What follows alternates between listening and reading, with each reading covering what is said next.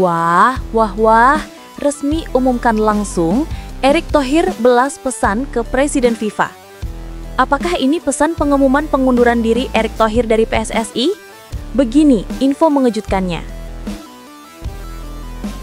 Nah loh, Erick Thohir ungkap pesan Presiden Prabowo usai resmi jabat Menpora. Kira-kira pesan apa ya yang disampaikan oleh Presiden kita? Yuk saksikan beritanya hingga selesai.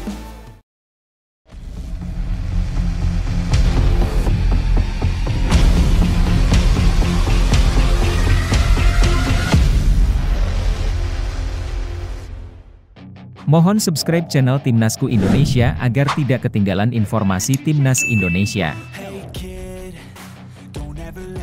Erick Thohir balas pesan ke Presiden FIFA. Erick Thohir kembali menjadi sorotan setelah memberikan balasan atas ucapan selamat dari Presiden FIFA, Gianni Infantino. Balasan tersebut ternyata bukan sekedar formalitas atau pesan basa-basi diplomatis, melainkan sebuah penegasan penting mengenai arah masa depan olahraga, khususnya sepak bola Indonesia. Meski banyak yang berspekulasi bahwa balasan Erick kali ini akan berisi sinyal pengunduran dirinya dari kursi Ketua Umum PSSI, kenyataannya berbeda. Justru ada pesan yang lebih mendalam, yakni komitmen besar untuk membawa Indonesia tetap berada dalam jalur perkembangan sepak bola dunia bersama FIFA. Seperti diketahui, Erick baru saja resmi dilantik menjadi Menteri Pemuda dan Olahraga, Menpora, oleh Presiden Prabowo Subianto. Hal ini otomatis membuat dirinya merangkap jabatan karena hingga kini ia masih memegang amanah sebagai Ketua Umum PSSI dengan masa bakti sampai 2027. Posisi ganda ini sempat menimbulkan perdebatan di publik. Apakah Erick bisa fokus atau tidak? Namun FIFA tampaknya tidak mempermasalahkan hal tersebut. Gianni Infantino bahkan secara terbuka menyampaikan ucapan selamat dan keyakinannya bahwa Erick mampu membawa energi baru bagi olahraga Indonesia. Dalam ucapannya, Infantino menyebut Erick sudah melakukan pekerjaan luar biasa sebagai Ketua Umum PSSI dan dirinya percaya Erick akan membawa visi dan kepemimpinan yang sama ke kursi Menpora. Ucapan ini seolah menjadi restu sekaligus dukungan penuh FIFA agar Indonesia terus melangkah lebih jauh dalam pembenahan olahraga, terutama sepak bola. Bagi banyak pihak, ucapan Gianni Infantino ini sekaligus menjawab keraguan publik. FIFA tidak melihat masalah dengan rangkap jabatan Erick. Balasan Erick pun langsung menarik perhatian. Ia tidak menyinggung sama sekali tentang pengunduran diri dari PSSI. Sebaliknya, ia menekankan bahwa sinergi antara FIFA dan Indonesia adalah hal yang jauh lebih penting.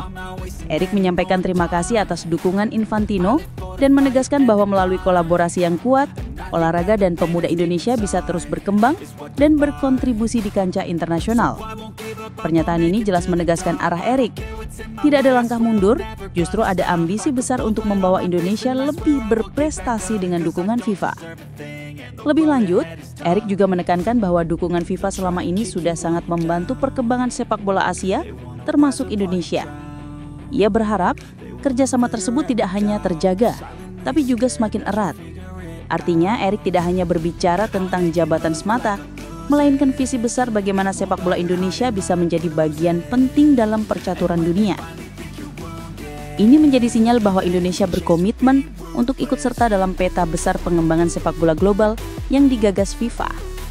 Menariknya, pesan Erick ini juga memperlihatkan bahwa ia memahami tantangan besar yang ada di depan. Mengemban amanah sebagai Menpora, sekaligus ketum PSSI jelas bukan hal ringan. Namun Erick tampak ingin menunjukkan bahwa keduanya bisa berjalan beriringan.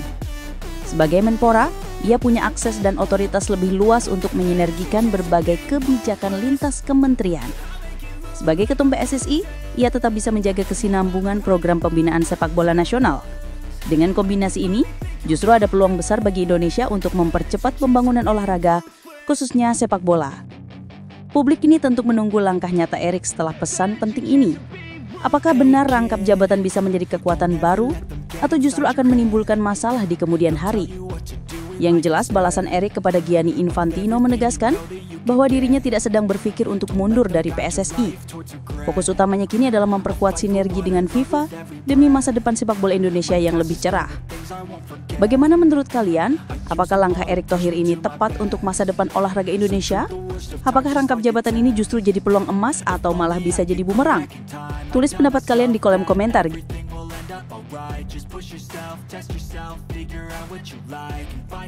Erick Thohir ungkap pesan Prabowo usai menjabat Menpora. Usai resmi dilantik menjadi Menteri Pemuda dan Olahraga, Menpora, oleh Presiden Prabowo Subianto pada 17 September, Erick Thohir langsung mengungkapkan pesan khusus yang ia terima dari sang presiden. Dalam momen serah terima jabatan dengan Menpora sebelumnya, Dito Aryo Tejo, Erick menyampaikan bahwa amanah baru ini bukanlah hal yang ringan. Presiden Prabowo menegaskan bahwa tugas seorang Menpora adalah pekerjaan yang amat berat, karena menyangkut masa depan generasi muda, sekaligus kejayaan olahraga Indonesia di level dunia. Dalam pidatonya, Erick bahkan sempat mengulang kalimat yang disampaikan Presiden kepadanya. Bapak Presiden jelas menugaskan ke saya, di sini kerja amat berat. Ungkapan tersebut menggambarkan betapa seriusnya tanggung jawab yang kini berada di pundak Erick. Posisi Menpora memang tidak sekadar soal olahraga, melainkan juga pembangunan karakter dan pengembangan potensi pemuda Indonesia agar mampu bersaing di kancah global. Menariknya, Erick juga menyelipkan sedikit guyonan ketika berbicara dengan Hetifah Saifudian, Ketua Komisi 10 DPR RI, yang hadir dalam acara tersebut. Bu, ini Menteri Pemuda dan Olahraga, tapi kok nggak ada pemudinya ya? Canda Erick yang disambut tawa para undangan. Ia kemudian menambahkan bahwa keberadaan Hetifah di acara itu menjadi representasi perempuan dalam pembangunan kepemudaan di Indonesia. Hal ini menegaskan bahwa meski jabatan Menpora seringkali lebih dikenal melalui aspek olahraga, sisi kepemudaan juga akan menjadi perhatian serius dalam masa kepemimpinannya. Acara serah terima jabatan itu turut dihadiri sejumlah tokoh besar yang pernah menduduki kursi Menpora sebelumnya, seperti Agung Laksono, Hayono Isman, Andi Malarangeng, Roy Suryo, hingga Zainuddin Amali. Kehadiran para mantan Menpora ini menjadi simbol bahwa estafet tanggung jawab kementerian harus dilanjutkan dengan semangat kolaborasi lintas generasi. Selain itu, hadir pula pengurus dari berbagai cabang olahraga, organisasi kepemudaan, hingga perwakilan Komisi 10 DPR RI yang menunjukkan betapa besar perhatian publik terhadap masa depan kementerian ini. Lebih jauh, Erick mengungkapkan pesan penting lainnya dari Presiden Prabowo, yakni soal sinergi. Prabowo meminta agar program-program Kemenpora tidak berjalan sendiri, melainkan bisa bekerja sama dengan kementerian lain, seperti Kementerian Pendidikan Tinggi, Dikti, dan Kementerian Sosial, Mensos. Menurut Erick, hal ini penting karena keterbatasan anggaran harus diimbangi dengan efisiensi serta efektivitas program. Efisiensi, efektivitas harus kita lakukan, tegasnya. Dengan kata lain, Kemenpora di bawah kepemimpinan Erick dituntut mampu melakukan lompatan besar melalui kerjasama lintas sektor. Pelantikan Erick sebagai Menpora juga menandai berakhirnya masa jabatannya sebagai Menteri BUMN. Namun publik masih menyoroti satu jabatan lainnya yang ia emban, yaitu sebagai Ketua Umum PSSI. Erick menyebut dirinya sedang berkonsultasi dengan FIFA apakah akan tetap bertahan atau memilih mundur dari kursi tersebut. Keputusan ini tentu akan menjadi salah satu isu penting, mengingat sepak bola merupakan cabang olahraga yang paling menyedot perhatian masyarakat Indonesia. Pesan Presiden Prabowo kepada Erick Thohir ini jelas menggambarkan ekspektasi besar pemerintah terhadap kementerian yang membidangi pemuda dan olahraga. Bukan hanya prestasi di lapangan yang dikejar, melainkan juga pembangunan generasi muda yang mampu membawa Indonesia menjadi bangsa besar di masa depan. Erick pun dituntut untuk menjawab tantangan itu dengan kerja nyata, terukur, dan berdampak langsung pada masyarakat. Kini, bola ada di tangan Erick. Publik tentu menantikan langkah-langkah konkret yang akan ia ambil setelah menerima pesan khusus dari Presiden. Apakah ia mampu menjawab ekspektasi besar tersebut? Atau justru terjebak dalam beban berat yang sudah diperingatkan Prabowo sejak awal? Bagaimana menurut kalian? Apakah Erick Thohir mampu menjadikan jabatan barunya sebagai Menpora sebagai momentum kebangkitan pemuda dan olahraga Indonesia? Silakan tuliskan pendapat kalian di kolom komentar.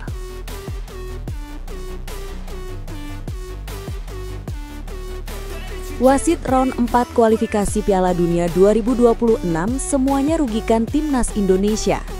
Situasi yang kini tengah dihadapi Timnas Indonesia di babak keempat kualifikasi Piala Dunia 2026 zona Asia memang menimbulkan banyak perdebatan.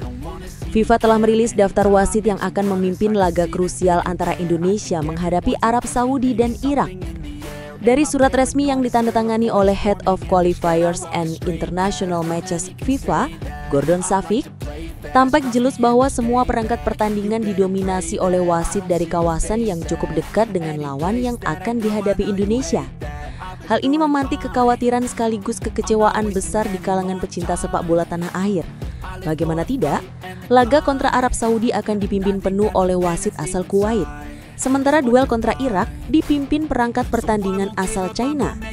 Kondisi ini membuat banyak pihak menilai bahwa keputusan FIFA berpotensi merugikan langkah Garuda di babak penting ini.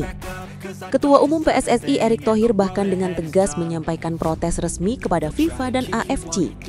Menurutnya, pemilihan wasit seharusnya mempertimbangkan netralitas agar tidak memicu polemik. Idealnya, pertandingan sebesar ini dipimpin oleh wasit dari kawasan lain, seperti Eropa, Jepang, atau Australia.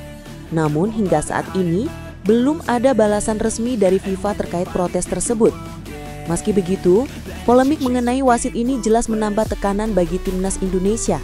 Wasit yang berasal dari kawasan yang sama dengan lawan dinilai bisa saja secara tidak sadar memberikan keputusan yang tidak adil bagi Indonesia. Ini bukan sekedar kekhawatiran kosong, karena pengalaman sebelumnya menunjukkan bagaimana keputusan-keputusan kecil wasit bisa berdampak besar pada jalannya pertandingan. Namun di tengah ketidakpastian soal keadilan wasit, Timnas Indonesia tidak boleh larut dalam kekhawatiran. Justru inilah saatnya untuk mengadopsi strategi mental dan taktik yang sudah terbukti ampuh di level internasional.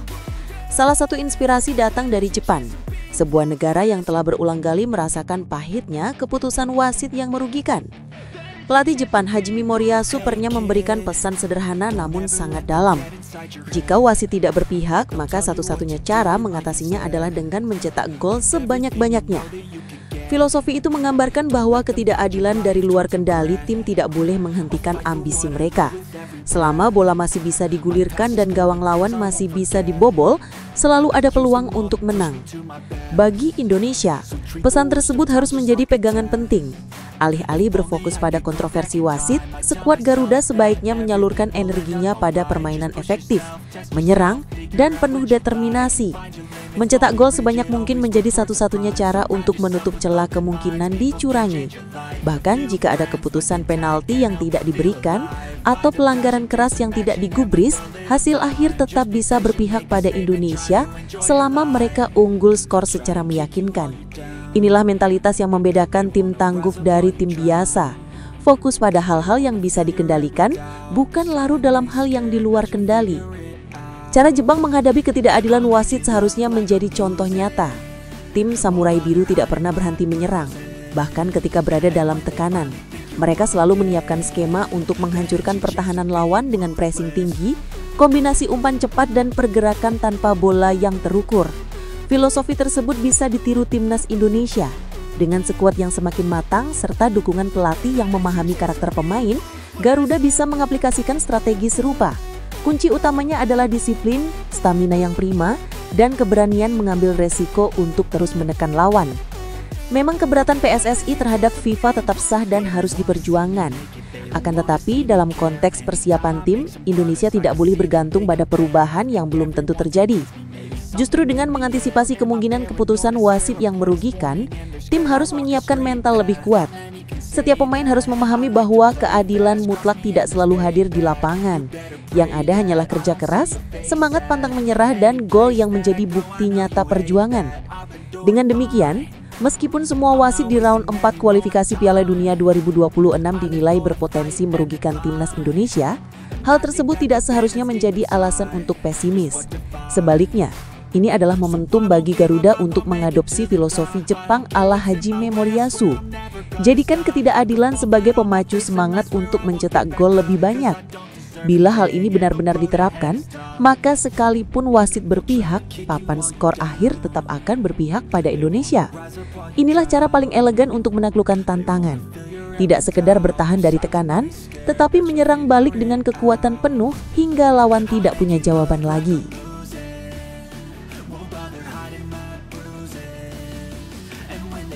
Prediksi Emil Audero Timnas Indonesia lolos Piala Dunia 2026. Menjelang ronde keempat kualifikasi Piala Dunia 2026 zona Asia, atmosfer penuh harapan sekaligus ketegangan menyelimuti skuad Timnas Indonesia. Salah satu pemain yang paling menjadi sorotan adalah kiper Emil Audero. Penjaga gawang berusia 28 tahun ini baru saja memberikan prediksi mengejutkan yang memicu diskusi luas di kalangan pecinta sepak bola Indonesia. Emil dengan tegas mengatakan bahwa Garuda bukanlah favorit di babak penting ini. Namun justru itulah yang membuat pertandingan melawan Arab Saudi dan Irak semakin menarik untuk dinantikan. Kurang dari 1 bulan lagi, Indonesia akan menghadapi 2 laga berat melawan Arab Saudi dan Irak. 2 negara dengan tradisi sepak bola kuat yang berkali-kali menjadi batu sandungan bagi Indonesia di pentas Asia. Untuk bisa mengamankan tiket ke Piala Dunia 2026, Indonesia harus mampu menjadi pemuncak klasemen grup B. Artinya, kemenangan melawan 2 lawan tangguh tersebut menjadi harga mati.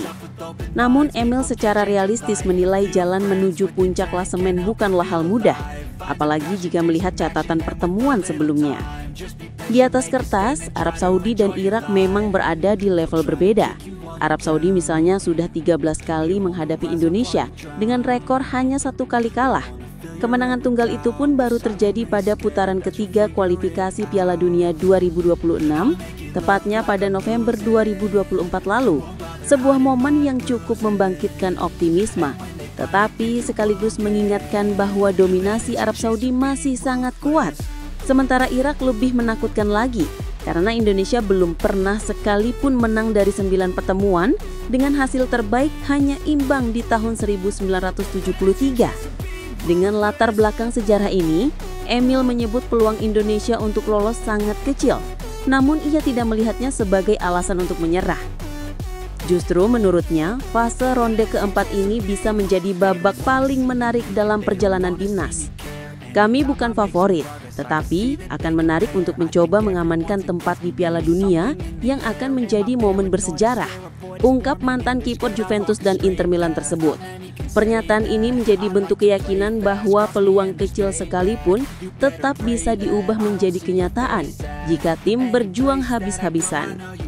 Kata-kata Emil ini juga bisa menjadi tamparan motivasi bagi rekan setimnya, bahwa meski status Garuda bukan unggulan, selalu ada ruang untuk kejutan.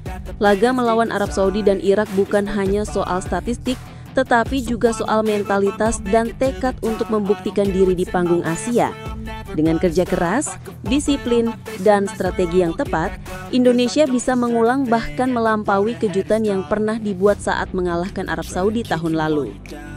Selain memberikan prediksi soal timnas, Emil Audero juga tengah menampilkan performa luar biasa bersama klub barunya Cremonese di Liga Italia 2025-2026.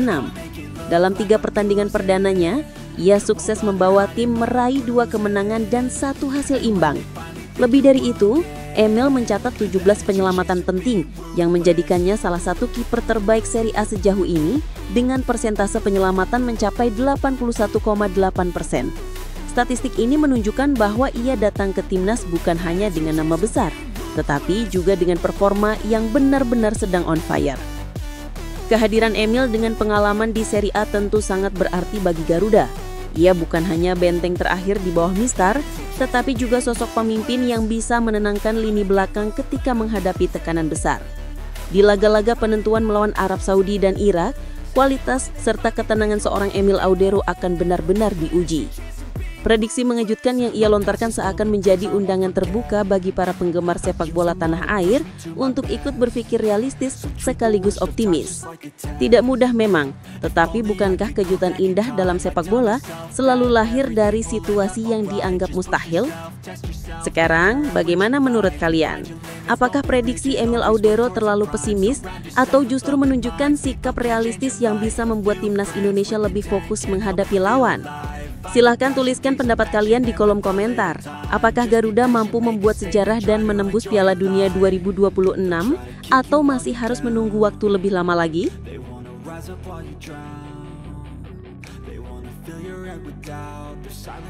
Alasan Prabowo pindahkan Erick Thohir ke Menpora. Alasan Presiden Prabowo Subianto memindahkan Erick Thohir ke kursi Menteri Pemuda dan Olahraga Menpora akhirnya mulai terbongkar.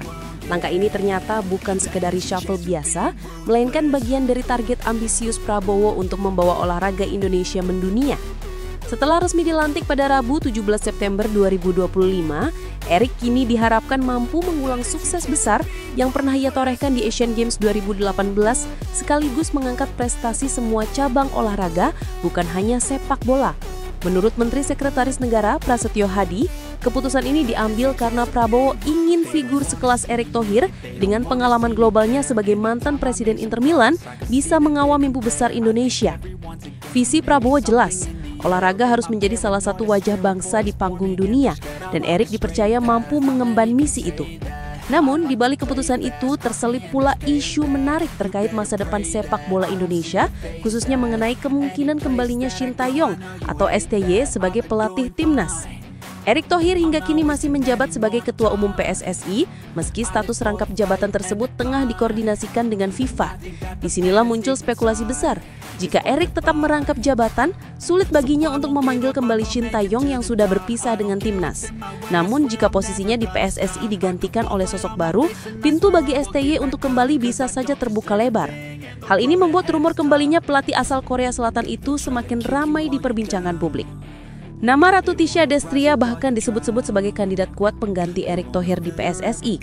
Figur perempuan yang pernah menjabat sekjen PSSI dan wakil ketua umum itu punya rekam jejak kuat, termasuk peran besar saat pertama kali mendatangkan Shin Tae-yong ke Indonesia pada 2019 lalu. Kedekatan personal maupun profesional antara Tisha dan STY diyakini bisa menjadi faktor penting yang memperlancar kemungkinan reuni mereka. Jika Tisha benar-benar naik sebagai ketum PSSI, peluang STY kembali menukangi timnas Indonesia jelas terbuka. Di sisi lain, tekanan publik terhadap Patrick Kluivert semakin besar. Pelatih asal Belanda yang kini memimpin skuad Garuda bersama tim kepelatihan Eropa, termasuk Alex Pastoor dan Danny Lanzard, dianggap belum mampu memenuhi ekspektasi supporter.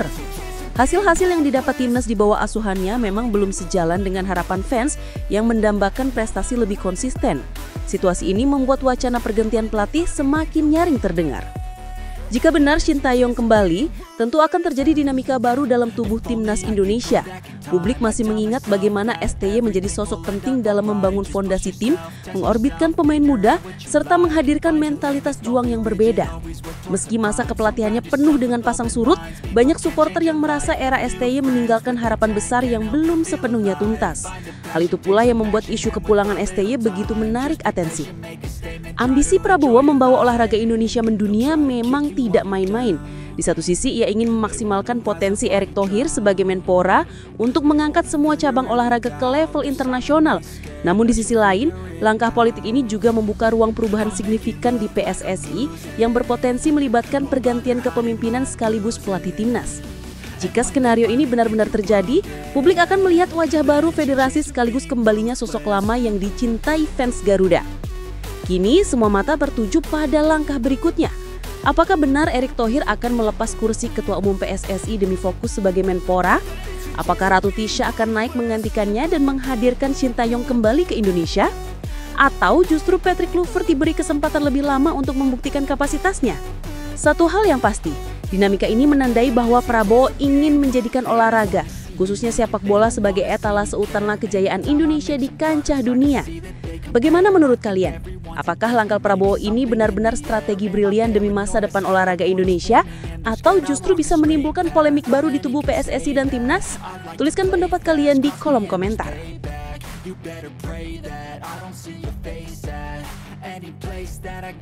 Ratu Tisha jadi trending topik gantikan Erick Thohir. Nama Ratu Tisha Destria kembali menjadi sorotan besar publik setelah Erick Thohir resmi dilantik sebagai Menteri Pemuda dan Olahraga, Menpora, menggantikan Dito Aryo Tejo pada Rabu 17 September 2025. Tidak butuh waktu lama, nama Tisha langsung melejit sebagai trending topik di platform X, sebelumnya Twitter. Gelombang perbincangan warganet semakin memanas karena muncul pertanyaan penting. Siapa yang akan menggantikan Erick Thohir sebagai Ketua Umum PSSI jika ia fokus penuh menjalankan tugas barunya di kabinet? Di tengah perdebatan itu, nama Ratu Tisha mencuat sebagai salah satu calon terkuat. Banyak pengguna media sosial menilai Tisha memiliki kapasitas, pengalaman, dan rekam jejak panjang untuk duduk di kursi tertinggi Federasi Sepak Bola Indonesia. Bahkan meski baru saja dicopot dari jabatan Komite Teknik dan Pengembangan PSSI oleh Erick Thohir sehari sebelum reshuffle kabinet, langkah tersebut justru semakin membuat publik menyoroti peran strategis Tisha. Alih-alih tenggelam, posisinya justru semakin diperhitungkan sebagai calon potensial. Publik sepak bola tanah air tentu masih mengingat kiprah Tisha yang fenomenal. Ia pernah menjadi Sekretaris Jenderal PSSI wanita pertama dalam sejarah, lalu menjabat Wakil Ketua Umum PSSI, sebuah prestasi yang menunjukkan betapa besarnya kepercayaan yang diberikan kepadanya. Jejak akademiknya juga luar biasa. Lulusan Matematika ITB, berkarir di perusahaan multinasional Schlumberger, hingga meraih kesempatan mengikuti FIFA Master Program, program pendidikan bergengsi yang mencetak pemimpin masa depan di bidang olahraga. Dengan modal itu, Tisha bukan hanya dikenal di dalam negeri, tetapi juga memiliki jejaring kuat di tingkat internasional. Pengalamannya juga tak sebatas di dunia akademik atau organisasi. Pada 2016, saat kompetisi sepak bola nasional vakum, Tisha tampil sebagai Direktur Kompetisi Indonesia Soccer Championship atau ISC dan sukses menjalankan turnamen itu dengan baik. Dari titik itu, karirnya terus menanjak hingga dipercaya memegang peranan penting di PSSI. Tidak mengherankan bila publik kini menganggapnya sebagai salah satu figur paling layak untuk melanjutkan estafet kepemimpinan Erick Thohir. Namun tentu saja Tisha bukan satu-satunya nama yang muncul. Setidaknya ada 6 kandidat lain yang disebut-sebut berpotensi besar menggantikan Erick Thohir. Di antaranya ada Zainuddin Amali yang kini menjabat Wakil Ketua Umum PSSI dan punya pengalaman sebagai Menpora. Dito Aryo Tejo yang masih berusia muda namun memiliki jejaring politik kuat. Hingga Yunus Nusi, sosok lama di PSSI yang dikenal dekat dengan klub dan Asprof. Nama lain seperti Teddy Cahyono, Arya Sinulinga, bahkan Muhammad Iriawan alias Iwan Bule juga masuk radar perbincangan publik. Kendati begitu, arus dukungan di media sosial tampaknya paling deras mengarah kepada Ratu Tisha. Banyak warganet menilai inilah momentum emas untuk menghadirkan wajah baru dalam kepemimpinan PSSI. Figur perempuan yang cerdas, profesional, berwawasan global, dan punya dedikasi panjang di sepak bola dianggap bisa membawa angin segar di tengah berbagai dinamika federasi. Apalagi publik tengah haus akan kepemimpinan yang bersih, transparan, dan berorientasi pada prestasi, bukan sekedar jabatan politik. Situasi ini sekaligus menandakan bahwa PSSI berada di fase transisi krusial.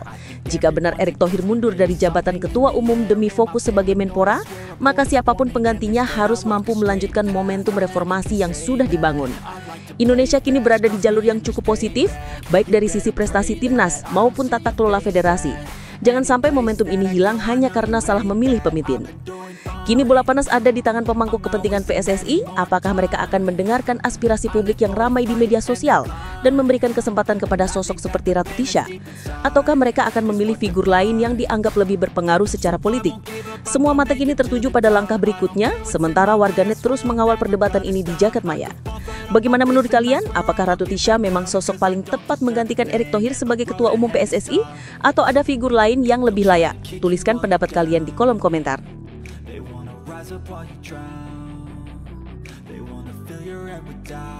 Jay Itse dukung Erick Thohir jadi Menpora. Kapten Timnas Indonesia Jay Itse menjadi salah satu sosok yang paling vokal memberikan dukungan penuh kepada Erick Thohir setelah resmi dilantik sebagai Menteri Pemuda dan Olahraga Menpora Republik Indonesia. Dalam unggahan di akun Instagram pribadinya, pemain Sassuolo itu menyampaikan ucapan selamat yang dibarengi dengan keyakinan bahwa Erick memiliki visi besar untuk membawa olahraga Indonesia, khususnya sepak bola, mendunia. Jay menilai pengalaman panjang Erick, baik di dunia bisnis, olahraga, hingga kepemimpinan federasi, menjadi modal berharga untuk mengangkat prestasi bangsa di level internasional. Bagi sang kapten, momentum ini bisa menjadi titik awal era baru olahraga Indonesia. Pelantikan Erick Thohir oleh Presiden Prabowo Subianto di Istana Negara pada Rabu 17 September 2025 memang langsung menyedot perhatian publik. Bukan hanya karena posisi Menpora sangat strategis, tetapi juga karena Erick saat ini masih menjabat sebagai Ketua Umum PSSI. Dua jabatan penting itu membuat publik bertanya-tanya bagaimana ia akan membagi fokus, namun di sisi lain banyak yang optimis Erick bisa menjadikan jabatan Menpora sebagai senjata tambahan untuk memperkuat pondasi olahraga nasional. Dukungan Jay Itse mempertegas bahwa para pemain Garuda percaya kepemimpinan Erick akan membawa energi baru. Jay bahkan menambahkan pesan penuh makna, dengan kepemimpinan dan visimu, mari bawa olahraga Indonesia mendunia. #OneDreamTogether. Ungkapan ini bukan sekedar doa, tetapi juga refleksi harapan seluruh skuad Garuda agar Erick mampu memadukan kekuatan antara pemerintah dan federasi untuk satu tujuan besar. Sebagai kapten, Jay memang merepresentasikan suara banyak pemain yang ingin melihat perubahan nyata, baik dari segi pembinaan usia muda, fasilitas, maupun kualitas kompetisi domestik. Dukungan ini menjadi simbol bahwa Erick tidak berjalan sendiri dalam misi besarnya. Namun di tengah euforia dukungan kepada Erick, muncul pula isu yang cukup menggemparkan dunia sepak bola tanah air. Beredar kabar bahwa pengganti Erick Thohir di PSSI yang hingga kini masih menjadi teka-teki, memiliki rencana memulangkan Shin Tae-yong sebagai pelatih kepala timnas Indonesia. Nama Shin sendiri memang tidak asing karena di bawah asuhannya, Garuda Muda pernah mencatat sejumlah prestasi bersejarah. Meski begitu, keputusannya tidak diperpanjang sebelumnya membuat sebagian fans kecewa. Dan kini isu pemulangannya kembali menjadi bahan perdebatan hangat. Sementara itu, tim kepelatihan yang saat ini dipimpin Patrick Kluivert dengan asistensi Alex Pastoor dan Denny Lenzaat belum mampu memberikan kepuasan maksimal bagi para fans Garuda. Meski nama-nama tersebut merupakan figur besar dengan pengalaman di Eropa, performa timnas Indonesia di beberapa laga terakhir dianggap tidak sebanding dengan ekspektasi tinggi publik. Banyak fans menilai hasil yang diperoleh masih jauh dari kata memuaskan, terutama karena mereka membandingkannya dengan era Shin Tae-yong yang penuh energi, disiplin, dan kejutan. Kondisi ini membuat situasi timnas Indonesia berada di persimpangan jalan. Di satu sisi, Erick Thohir tengah mendapat dukungan besar, baik dari kapten tim maupun publik luas untuk membawa olahraga Indonesia mendunia lewat posisinya sebagai Menpora. Di sisi lain, isu kepelatihan timnas menjadi sorotan tajam yang berpotensi menimbulkan pro dan kontra di kalangan fans. Jika benar Shin Tae-yong kembali, maka akan ada dinamika baru dalam strategi tim. Namun jika tetap bersama Kluivert CS, PSSI harus segera memberikan jawaban meyakinkan agar fans tidak kehilangan kepercayaan. Jay Itse sendiri dalam kapasitasnya sebagai kapten tentu berharap stabilitas tim tidak terganggu dengan isu-isu liar. Baginya, dukungan penuh terhadap Erick Thohir bukan hanya soal jabatan, melainkan soal kepercayaan bahwa Erick mampu membangun sinergi antara federasi dan pemerintah. Dengan pondasi kuat itu, timnas Indonesia bisa fokus berkompetisi dan mencapai target yang diimpikan jutaan rakyat. Kini harapan publik terletak pada langkah nyata Erick Thohir dalam perannya sebagai Menpora. Mampukah ia menjaga momentum dukungan ini sekaligus memastikan masa depan timnas berada di jalur yang tepat? Fans Garuda jelas menanti keputusan-keputusan strategis berikutnya.